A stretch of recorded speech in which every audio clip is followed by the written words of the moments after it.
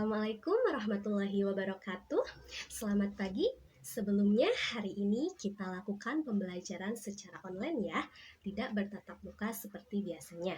Bagaimana kabarnya anak-anak hari ini? Semoga semuanya dalam keadaan sehat walafiat. Nah, untuk hari ini absensi sudah Ibu kirim linknya di grup. Dan untuk pengisiannya dimohon nanti setelah selesai pembelajaran ya. Nah, membahas materi yang kemarin, kita sudah membahas tentang cara menjauhi akhlak tercela, dimulai dari godok dan lain-lain. Ibu harap anak-anak sudah mengerti dari pengertian dari masing-masing materi tersebut. Nah, untuk materi hari ini kita akan membahas tentang adab, yaitu adab terhadap orang tua dan adab terhadap guru. Mari kita bahas terlebih dahulu tentang apa arti adab. Nah, kata adab dalam Kamus Besar Bahasa Indonesia mempunyai arti yaitu kehalusan, kesopanan, akhlak, dan juga budi pekerti. Lalu, siapakah yang dimaksud dengan orang tua? Nah, orang tua adalah bapak beserta ibu yang menjadi perantara adanya kita di dunia ini. Seorang ibu tentu saja melahirkan seorang anak, tidak lepas peran seorang ayah.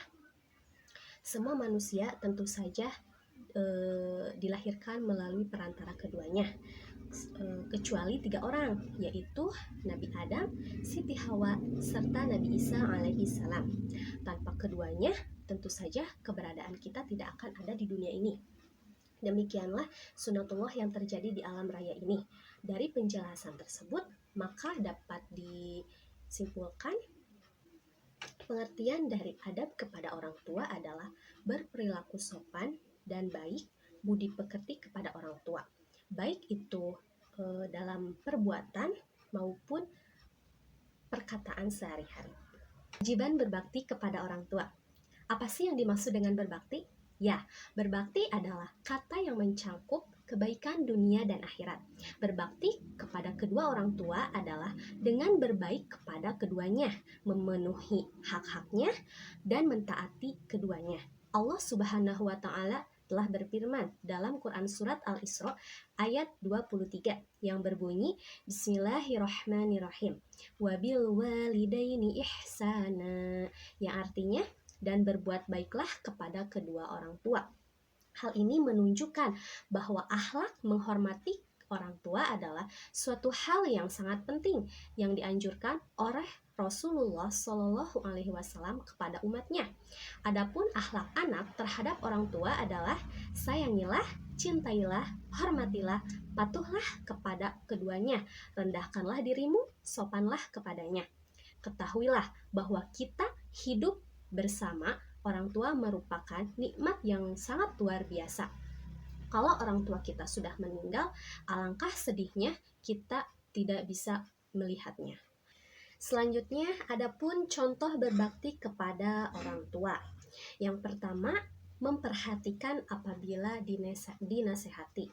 Jadi, ketika kita sedang dinasehati, mohon untuk memperhatikan mereka ya. Jangan sampai kita itu fokus kemana gitu. Nah, yang kedua, rajin sholat dan belajar untuk memenuhi harapannya. Yang ketiga, berusaha membantu sesuai dengan kemampuan kita. Yang keempat, tidak mengatakan dan membentak-bentak. Pasti di antara kalian ada yang selalu berkata ketika misalkan ketika anak-anak sedang disuruh oleh orang tua dan kalian mengatakan walaupun itu hal kecil, itu tidak boleh ya. Secapek-capeknya kita jangan mengucapkan kepada kedua orang tua kita atau bahkan membentak mereka. Karena ketika mereka dibentak oleh seorang anak, hatinya itu akan terasa sakit dan kita itu menjadi dosa ya. Karena tidak boleh membentak dan berkata Yang selanjutnya, mendoakan ketika sholat. Jadi, ketika kita sudah sesuai, ketika kita beres sholat, kita itu jangan lupa mendoakan keduanya. Selanjutnya, mendengarkan ketika dinasehati. Masya Allah, banyak sekali zaman sekarang ketika dinasehati oleh kedua orang tuanya, anak-anak itu mengabaikannya. Dan bahkan ada anak ketika dinasehati, anak itu selalu memegang HP, main games atau main sosmed dan lain-lain. Jadi ketika orang tua menasehati anaknya, anaknya itu tidak mendengar. Jadi mereka fokus sama HP dan apapun itu. Jadi dimohon ketika orang tua kalian sedang menasehati, coba dengarkanlah. Jangan sampai kita menyesal di akhir nanti. Yang terakhir adalah berjabat tangan ketika pagi dan sore. Nah, ibu mau tanya, coba anak-anak ketika mau berangkat sekolah suka berjabat tangan gak sama ayah dan ibunya? Nah, pasti di antara kalian ada yang sudah terbiasa ataupun belum terbiasa. Nah, kalau misalkan belum terbiasa, apa yang menjadi alasan kalian tidak berjabat tangan kepada mereka? Sedangkan berjabat tangan itu dianjurkan ya. Karena dari tangan mereka lah kita itu akan mendapatkan keberkahan ya. Takdim kepada orang tua itu baik sekali. Dan itu sudah merupakan adat istiadat. Memang sekarang itu zamannya teknologi, zamannya HP. Kita itu bisa berpamitan lewat HP. Tapi alangkah baiknya ketika kita sedang di rumah, terus kita mau misalkan pergi sekolah dan pulang sekolah, kita itu harus berjabat tangan kepada keduanya. Jangan sampai kita pulang dan pergi tanpa pamit dan tanpa berjabat tangan. Dan itu sangat dianjurkan sekali ya anak-anak. Jangan sampai dilupakan karena itu merupakan akhlak yang baik. Terkecuali kalau misalkan kita itu mendesak dan misalkan di rumah tidak ada siapa-siapa, ya boleh kita mempergunakan HP kita untuk berpamitan kepadanya. Kalau misalkan itu kejadiannya mendesak, alangkah baiknya ketika kita ada, misalkan orang tua kita masih ada, terus misalkan kita mau pergi ke warung aja, kita harus berpamitan dan juga berjabat tangan, alangkah baiknya gitu ya. Tidak harus misalkan pergi kemana baru saja berpamitan atau berjabat tangan hanya pada di hari-hari tertentu, misalkan cuma di hari raya Idul Fitri aja, masa. Jadi sebaiknya kita biasakan untuk selalu berjabat tangan kepada mereka supaya kita mendapat keberkahan dari keduanya.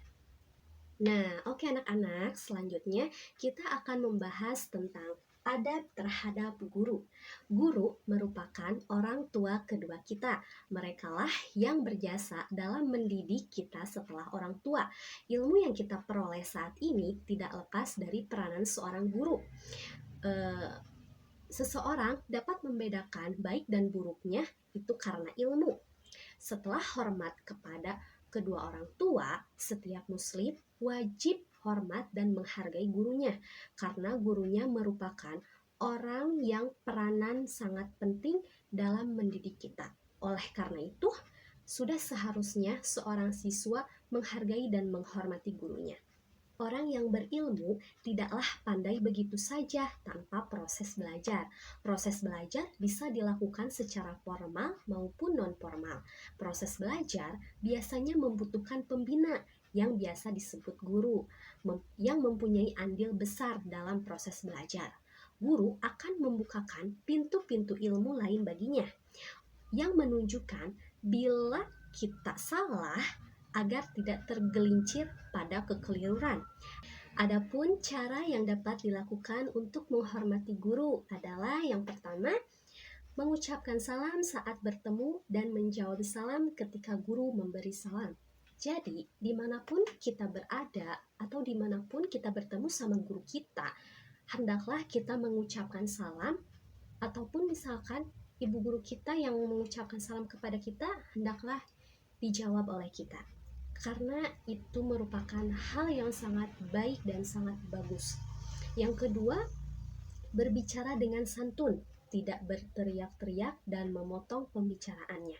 Jadi, ketika kita sedang berbicara dengan guru, hendaklah mengucapkan dengan kata-kata yang baik dan sopan santun. Jangan sampai teriak-teriak, bahkan misalkan suara kita itu jauh lebih tinggi daripada guru. Itu sangat tidak diperbolehkan. Yang ketiga, mengerjakan tugas atau pekerjaan rumah dengan jujur dan amanah. Nah, ketika kita mendapatkan tugas atau PR dari guru kita, hendaknya kita kerjakan dengan baik dan jujur serta amanah. Jangan sampai kita itu banyak mengeluh karena diberikan tugas oleh guru kita. Hendaklah kita mengerjakan dengan senang hati dan tentunya dengan semangat.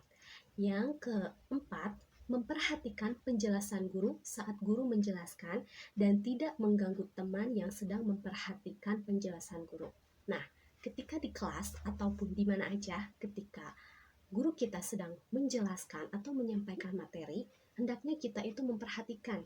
Jangan sampai guru berbicara di depan tapi kita malah fokus kita kemana, atau bahkan anak zaman sekarang itu pasti selalu membawa handphone. Nah, itu yang selalu saya amati, siswa-siswa sekarang jarang sekali memperhatikan guru. Jadi mereka lebih fokus sama HP-nya. Disayangkan sekali karena ilmu yang telah disampaikan oleh guru itu selalu berarti bagi kita. Dan mohon jangan disia-siakan ya. Ketika kita sedang belajar, hendaknya handphone kita itu ditunda dulu, disimpan dulu. Kita fokus ke depan, perhatikan guru yang sedang menjelaskan. Dan jangan sampai kita mengganggu teman kita. Misalkan teman kita itu sedang memperhatikan guru kita, tapi kita malah menjahili teman atau mengganggu teman kita yang sedang fokus memperhatikan guru. Jangan ya, itu perbuatan yang tidak baik. Yang kelima yaitu tidak berjalan di depannya atau membelakanginya. Jadi, ketika kita sedang berjalan bersama guru, kita hendaknya di belakang guru saja. Jangan sampai kita itu berjalan di depan guru ya, atau membelakangi mereka. Itu sangat tidak sopan sekali. Yang keenam, tidak duduk di tempatnya. Yang terakhir yaitu mendoakan guru. Nah, kita sebagai seorang murid harus selalu mendoakan guru, mendoakan yang baik-baik. Meskipun misalkan guru kita sudah meninggal, kita juga harus mendoakannya. Kita itu jangan sampai melupakan jasa-jasa mereka.